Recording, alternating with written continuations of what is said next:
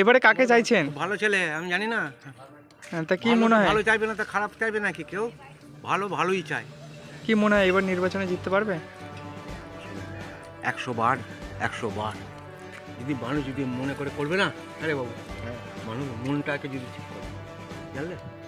এলাকাবাসীর মুখে একটাই কথা, রানা খুব ভালো ছেলে, কাজের দিক থেকে অত্যন্ত দক্ষ, ভালো মানুষ সবসময় ভালোই চায়, তাই ও 100 বার জিতবে।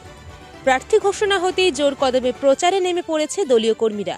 মেমারি বিধানসভা কেন্দ্রে যেখানে এখনও বিজেপির প্রার্থী ঘোষণা হয়নি, ফলে তাদের প্রচার শুরু করা সম্ভব হয়নি, সেখানে সিপিআইএম ইতিমধ্যেই মাঠে নেমে গেছে পূর্ণ উদ্যমে।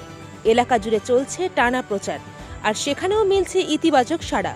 স্থানীয়দের কথায়, রানা খুব ভালো ছেলে, মানুষের পাশে থাকে, কাজও করে, এমন মানুষকেই আমরা চাই।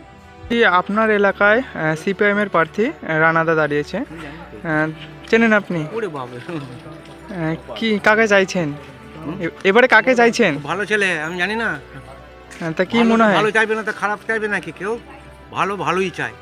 কি মনে হয় এবার নির্বাচনে জিততে পারবে? 100 বার 100 বার যদি মানুষ যদি মনে করে করবে না, আরে বাবু মানুষ মনটাকে যদি ঠিক করে, জানলে? প্রধান ছিল আমাদের, আমি জানি না আমাদের কী হচ্ছে, কী ইয়ে করেছে।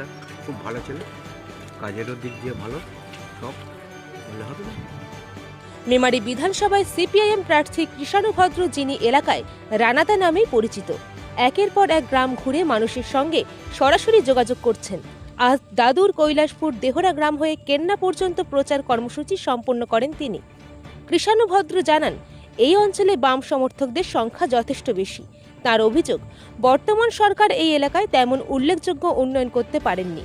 বিশেষ করে কৃষি প্রধান এই অঞ্চলে কৃষকদের যে নানা সমস্যা রয়েছে, সেই বিষয়গুলি তিনি তুলে ধরছেন মানুষের সামনে।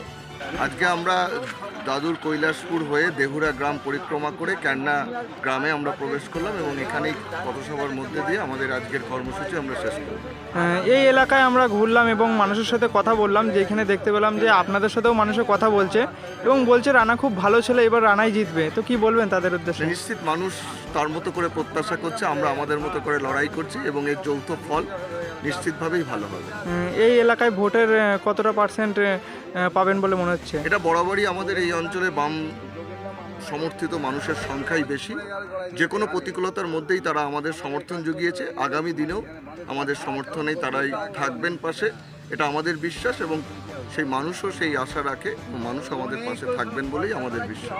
ভোটের প্রচারের পাশাপাশি মানুষকে কি বার্তা দিচ্ছেন?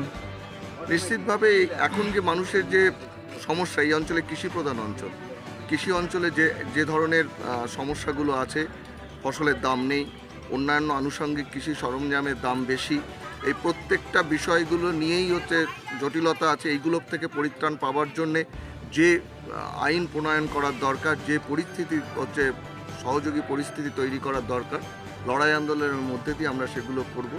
এভাবেই মানুষকে আমরা সেই বার্তাই দিচ্ছি, যাতে তারা আমাদের পতাকা তলায় এসে সেই লড়াই আন্দোলন আরও সুসংহত করে। আলুর ফসল ভালো হয়েছে এবারে, কিন্তু দাম পায়নি চাষি, তো কেন, কিসের জন্য? কি এটা আমরা দেখতেই পাচ্ছি, আলুর ফসল ভালো হয়েছে, চাষিরা দাম পায়নি, এটা এক বছরের বিষয় নয়। ফসলের আগেও ভালো হয়েছে। চাষিদের এই প্রতিকূলতা থেকে বের করে আনার জন্য সরকারি একটা উদ্যোগের প্রয়োজন ছিল। আমরা দেখলাম সেখানেই সবচেয়ে বড় ঘাটতিটা রয়ে গেছে এবং সেই কারণেই চাষিরা মূলত এইভাবে বঞ্চিত হচ্ছে প্রতিবার। সিপিআইএম এর প্রচার শুরু হয়ে গেছে, তৃণমূলেরও প্রচার শুরু হয়ে গেছে, কিন্তু বিজেপি এখনো প্রার্থী ঘোষণা করতে পারেনি মেমারি বিধানসভায়, যার জন্য প্রচার শুরু করতে পারেনি। কি বলবেন? না, নিশ্চিতভাবে এটা তাদের দলীয় ব্যাপার, এই ব্যাপারে আমাদের বলার কিছু নেই। সব মিলিয়ে মেমারি বিধানসভা কেন্দ্রে এখন থেকেই জমে উঠেছে রাজনৈতিক লড়াই, আর প্রচারের ময়দানে নিজেদের শক্ত অবস্থান তৈরি করতে বেশ ব্যস্ত সিপিআইএম। মেমারি থেকে দীনেশ শীলের রিপোর্ট, মেমারি আপডেট নিউজ।